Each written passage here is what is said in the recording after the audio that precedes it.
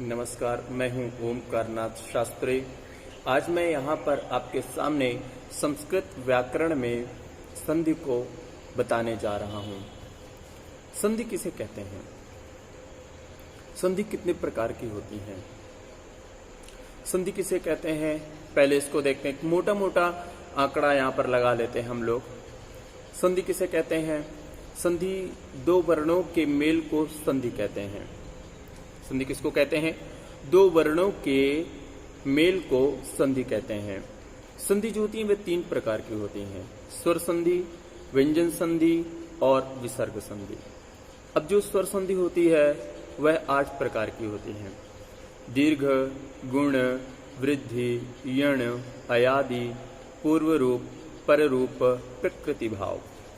इसके बाद जो व्यंजन संधि होती है वो भी उनके भी कुछ नियम हैं: ष्टुत्व, ष्टुत्व, अपदांत जशत्व, पदांत जशत्व, लत्व, चर्त्व, अनुनासिक और अनुस्वार, छत्व आदि ये जो होते हैं ये व्यंजन संधि के नियम हैं।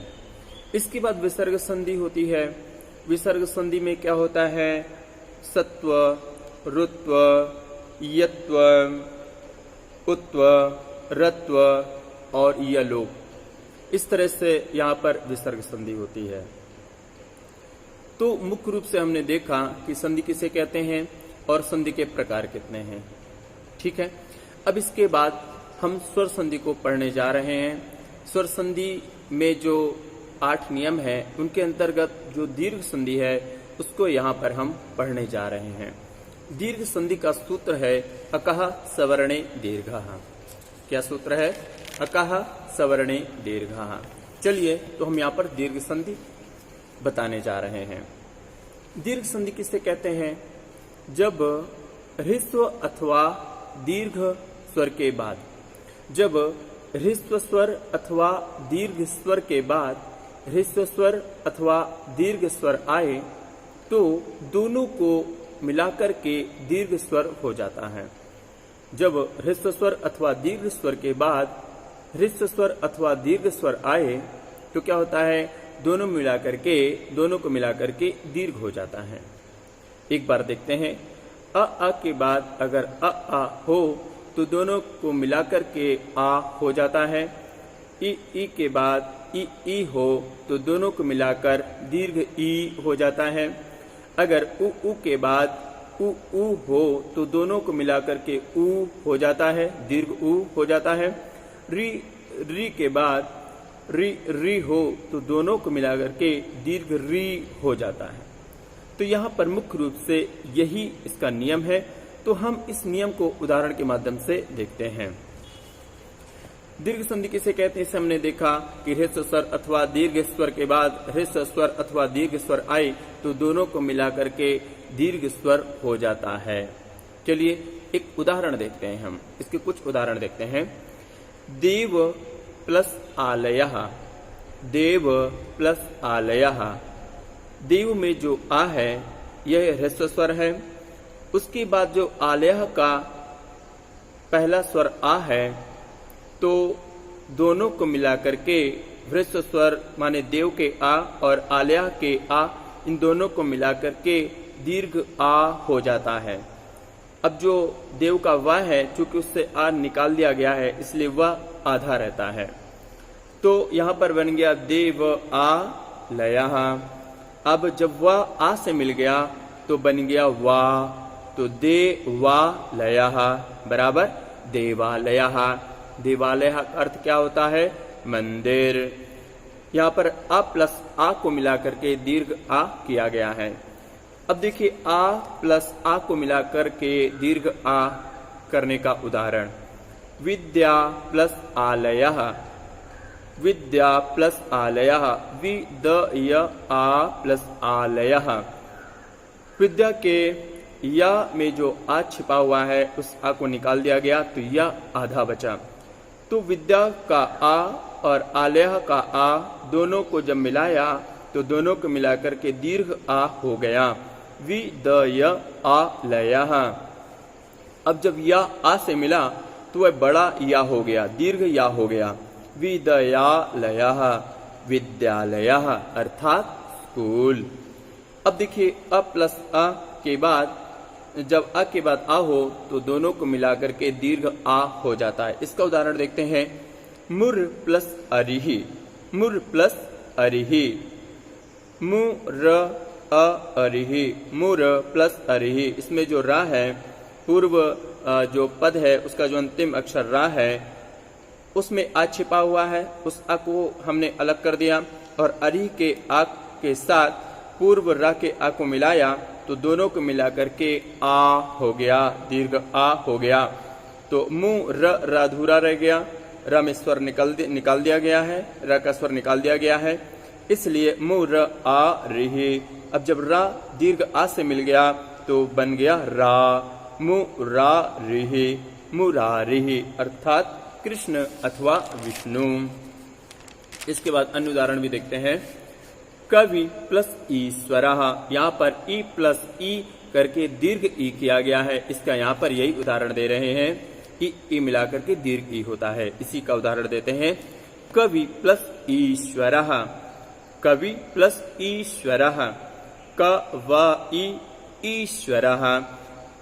वा में कवि के वा में जो छोटी ई की मात्रा है ह्रस्व ई है उसको अलग कर दिया वा से, और उसके बाद ईश्वरा का जो पूर्व जो अंतिम पद दूसरा पद जो ईश्वरा के पूर्व में जो ई है उस कवि के वा के ई के साथ मिलाया तो ई और ई को दीर्घ ईकार हो गया।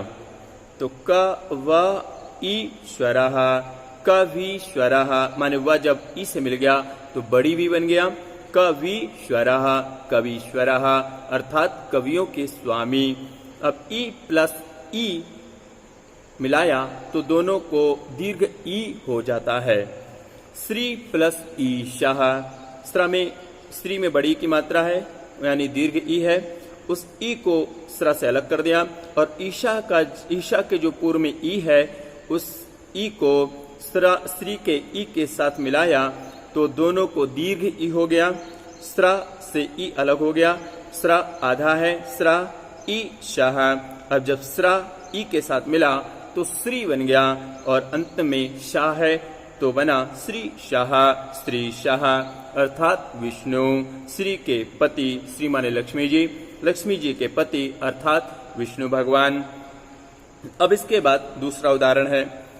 उ और उ के बाद जब उ के बाद उ होता है, जब उ के बाद अथवा उ हो तो दीर्घ उ हो जाता। तो यहाँ पर उ प्लस उ के बाद दीर्घ उ का उदाहरण दिया गया है। भानु प्लस उदयः, भानु नाम में जो ह्रस्व उ है उस उ को न से अलग कर दिया और उदयः का जो उ है उस उ के साथ इस उ को मिला दिया गया तो दोनों मिलकर के दीर्घ उ हो जाते हैं। तो भा न उ दयः, अब न जब उ के साथ मिला तो नु बन गया तो भा नु दयः, भानुदयः अर्थात सूर्य का उदय। इसके बाद उ प्लस उ के बाद दीर्घ उ का यही उदाहरण है, ये भी उदाहरण है। उ प्लस उ के बाद जो दीर्घ उ हो जाता है उसका भी यही उदाहरण दे रहे हैं। इसी नियम का उदाहरण देते हैं। गुरु प्लस उपदेशः, गुरु प्लस उपदेशः। रु में जो उ है उस उ को र से अलग कर दिया। उपदेशः का जो उ है उस उ के साथ इस उ को मिलाया तो बन गया दीर्घ उ। तो गु र उ पदेशः। अब र के साथ जब उ मिला दिया तो र बन गया रू। तो गु रु पदेशः, गुरुपदेशः गुरु का उपदेश। इसके बाद मातृ प्लस ऋणम, री के बाद अगर री हो तो दोनों को मिलाकर के दीर्घ री हो जाता है। इसका उदाहरण देते हैं। मातृ प्लस ऋणम, मातृ प्लस ऋणम। तो मातरि, त्रि में जो री है उस री को ता से अलग कर दिया और ऋणम के री के साथ उसको मिला दिया तो बन गया दीर्घ री। तो मातरिणम, तो दोनों को मिलाया, जब त और री को मिलाया तो त्रि बन जाता है। तो मातृणम बराबर मातृणम अर्थात माता का ऋण।